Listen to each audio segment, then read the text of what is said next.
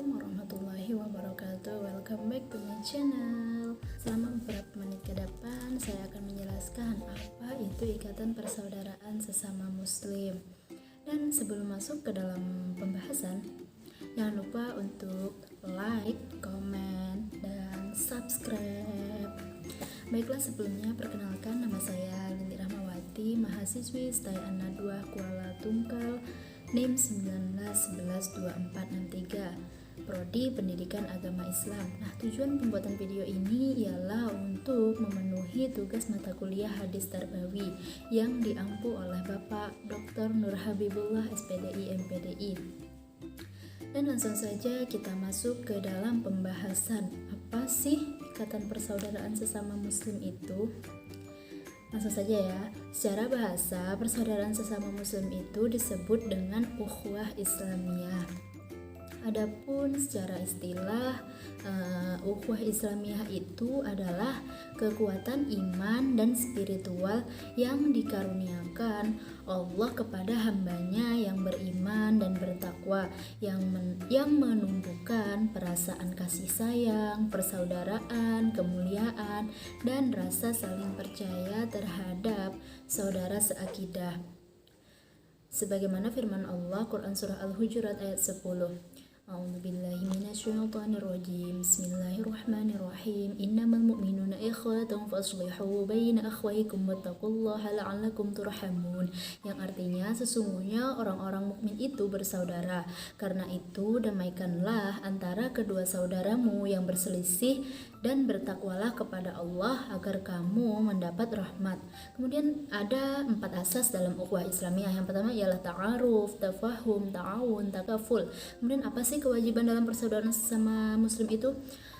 Persaudaraan sesama muslim itu yang pertama ialah menjawab salam, menyungguh orang yang sakit, memberi nasihat ketika diminta untuk memberikan nasihat tersebut. Kemudian ketika diundang kita wajib datang atau memenuhi undangannya. Kemudian mendoakan kebahagiaan untuk orang yang bersin. Dan ketika ada seorang muslim yang meninggal, maka kita dianjurkan untuk mengucapkan inna lillahi wa inna ilaihi raji'un. Ini yang dapat saya sampaikan, kurang dan lebihnya mohon maaf.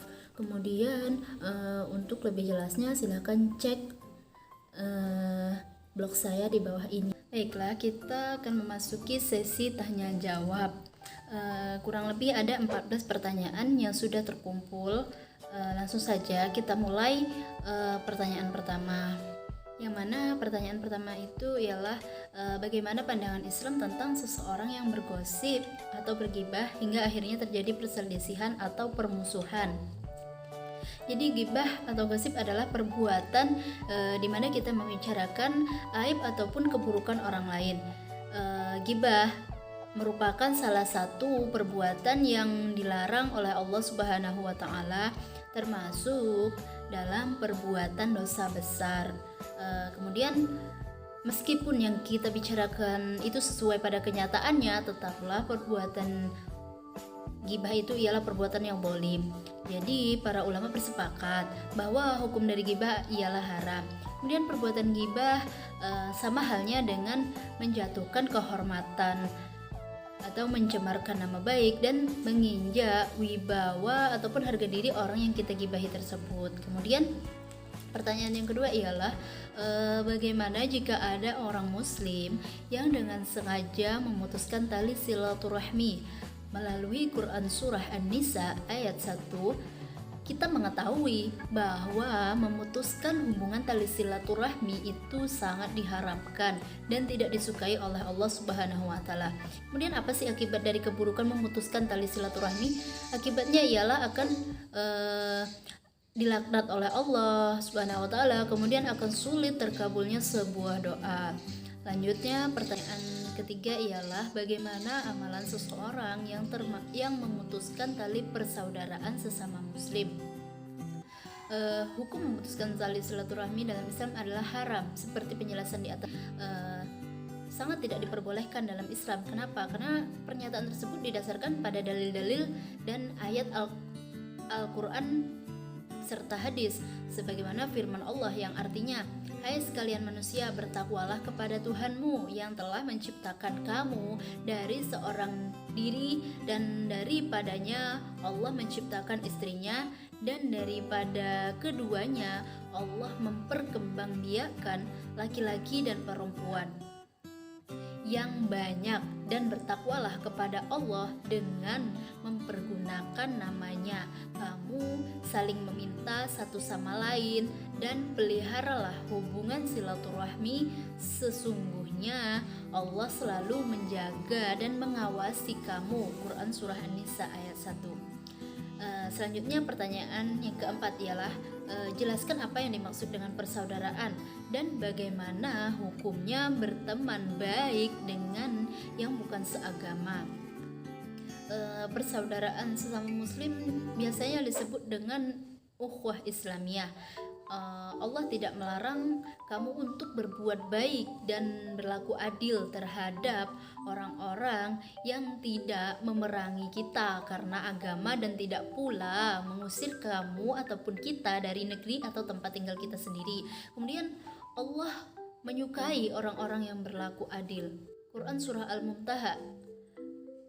Kemudian Islam adalah agama damai dan membawa keselamatan sebagaimana peran Rasulullah yang merupakan rahmat bagi semesta. Dan pada dasarnya Allah Subhanahu wa taala mencintai dan memerintahkan umatnya berbuat baik dan berlaku adil kepada orang kafir yang tidak memerangi dan mengusir umat Islam dari tempat tinggalnya. Kemudian begitu pula sebaliknya, dan tidak dilarang bagi umat Islam untuk menerima hadiah ataupun bantuan pertolongan dari mereka. Islam juga tidak melarang umatnya bersahabat dengan orang kafir. Kemudian dalam persahabatan dengan orang kafir juga tidak akan menjadikan mereka orang terdekat yang dicintai dan tidak menjadikan mereka orang kepercayaan yang melebihi orang mukmin. Lanjut, pertanyaan yang kelima ialah zaman sekarang banyak orang yang suka memutuskan tali silaturahmi yang semulanya saling tegur sapa, sekarang tidak. Jangankan untuk menegur, memandang pun tidak. Apakah itu sesuatu perbuatan yang baik? Tentu saja tidak ya. Kenapa? Karena perbuatan yang seperti itu bukanlah perbuatan yang baik. Karena memutuskan tali silaturahmi di dalam Islam itu adalah dosa besar dan perbuatan yang tidak disukai oleh Allah Subhanahu wa taala. Lanjut, pertanyaan yang keenam ialah apa pendapat kalian mengenai hadis? Janganlah kalian saling memutuskan hubungan, jangan saling membelakangi, jangan saling bermusuhan, jangan saling hasud. Jadilah hamba-hamba Allah yang bersaudara. Tidak halal bagi seorang muslim untuk tidak bertegur sapa dengan saudaranya di atas 3 hari. Hadis riwayat muttafaqun alaih. Dan bagaimana jika ada saudara yang lebih dari 3 hari tidak berteguran? Dalam sebuah hadis Rasulullah Shallallahu Alaihi Wasallam bersabda, Bismillahirrahmanirrahim, an Abi Ayyub al-Ansari anna Rasulullah Shallallahu Alaihi Wasallam qala la yahillu li muslimin ay yahjura akhahu fawqa 3 layalin yaltaqiyani fayuridu hadza wa yuridu hadza wa khairuhum alladhi yabda'u bis salam. Dari Abu Al-Ansari, sesungguhnya Rasulullah Shallallahu Alaihi Wasallam bersabda, tidak halal seorang muslim mendiamkan saudaranya lebih dari 3 malam di mana keduanya bertemu, lalu yang ini berpaling dan yang itu berpaling. Yang terbaik di antara keduanya ialah orang yang memulai mengucapkan salam. Hadis riwayat Muslim. Hadis tersebut menjelaskan bahwa hukum marah dalam Islam lebih dari 3 hari ataupun 3 malam kepada saudara sesama muslim adalah perbuatan yang tidak halal, bahkan dapat mendatangkan dosa. Kemudian pertanyaan selanjutnya ialah apa pentingnya menjaga silaturahmi?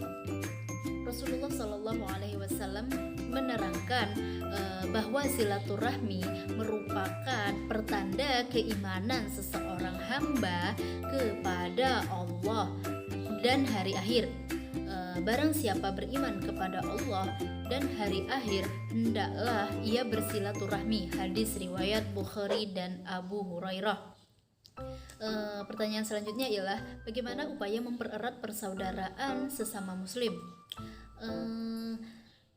Mempererat persaudaraan sesama muslim ialah mampu menahan diri agar tidak membuka aib saudara kita, memaafkan saudara seiman, membantu kesulitan antar sesama saudara, kemudian mendoakan saudara sesama muslim, berbaik sangka kepada saudara, kemudian bertukar kabar kepada sesama saudara yang jauh melalui media sosial.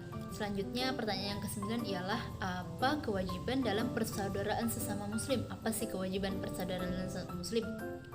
Dari Abu Hurairah radhiyallahu an, ia berkata, Rasulullah Shallallahu Alaihi Wasallam, hak seorang muslim terhadap sesama muslim itu ada 6. Yang pertama ialah dengan menjawab salam, kemudian ketika diundang wajib datang atau memenuhi undangannya tersebut. Yang ketiga, memberikan nasihat ketika diminta. Kemudian yang keempat adalah mendoakan kebagusan untuk orang yang bersin. Yang kelima ialah menjenguk orang yang sakit.